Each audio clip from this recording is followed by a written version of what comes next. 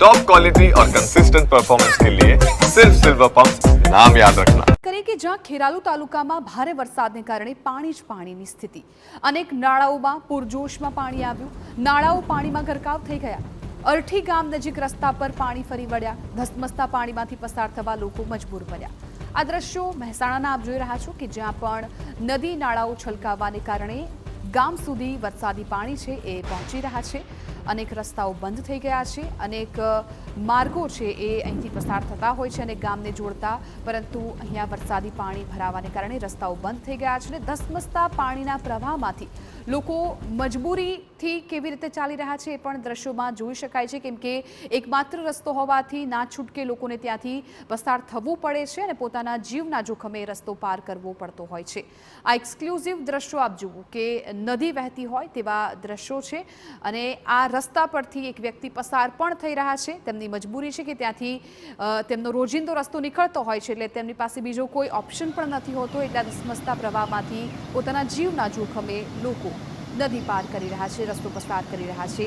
અનેક નદી નાળા છે એ પૂરમાં ફેરવાઈ ગયા છે, ખાસ તો હવે જે નીચાણવાળા વિસ્તારો છે ત્યાં પરિસ્થિતિ વધારે ખરાબ થઈ શકે છે। અરઠી ગામ નજીક નાળામાં પાણી ભરાયું હતું ને જેને કારણે ત્યાંથી પસાર થતા લોકોને હાલાકીનો સામનો કરવો પડ્યો હતો। મહેસાણાની અત્યારે આ સ્થિતિ છે વરસાદી માહોલની। અમારા સંવાદદાતા મનીષ મિસ્ત્રી આ મામલે વધુ જાણકારી આપી રહ્યા છે। મનીષ, જે રીતે દ્રશ્યોમાં જોઈ શકાય છે કે ધસમસતા પાણીમાં પ્રવાહમાંથી પણ લોકોને પસાર થવું પડી રહ્યું છે, અત્યારે હાલની શું સ્થિતિ છે? શું વરસાદ હજુ પણ ચાલુ છે? પાણી ઓસરવાની શરૂઆત થઈ છે કે કેમ? શું સ્થિતિ? જી, મહેસાણા જિલ્લામાં ગત રાતેથી સવાર સુધી સારો અને ભારે વરસાદ રહ્યો હતો। ખેરાલુ વિસ્તારમાં પણ 3 ઇંચથી વધુ વરસાદ નોંધાયો છે, જેના કારણે અનેક જે નાળાઓમાં પાણી ભરાયેલા જોવા મળી રહ્યા છે અને આ જે આ દ્રશ્યો જોઈ રહ્યા છો એ ખેરાલુના અરઠી ગામ નજીકના જે બેઠા ડીપ પુલના દ્રશ્યો છે કે જેના ઉપર પાણી ફરી વળ્યા છે।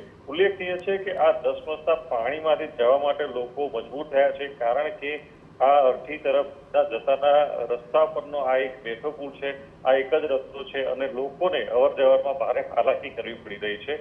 ખેરાલુ વિસ્તારમાં એક ગાડી પણ ફસાઈ ગઈ હતી, જો કે સદનસીબે કોઈ જાનહાનિ થઈ ન હતી અને તમામનો બચાવ થઈ ગયો હતો।